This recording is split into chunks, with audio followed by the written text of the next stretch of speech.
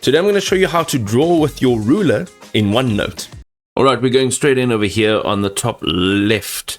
In your ribbon, you will see the draw tab, and what we're going to do is go over to the ruler and tap on ruler. Now you can see right in the middle of this ruler there is a 0 with a degree. That is the angle of the ruler. Now once your cursor is over your ruler, you can use your mouse wheel to change the angle. Okay, so as you can see right now, I'm changing the angle. Okay, and if you click down, you can move it about just like that.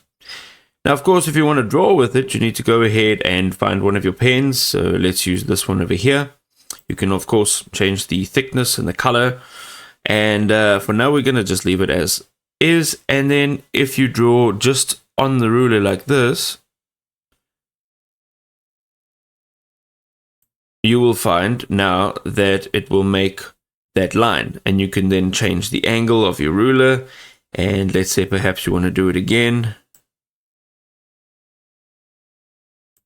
and there you go. Now you're able to use the ruler in Microsoft OneNote.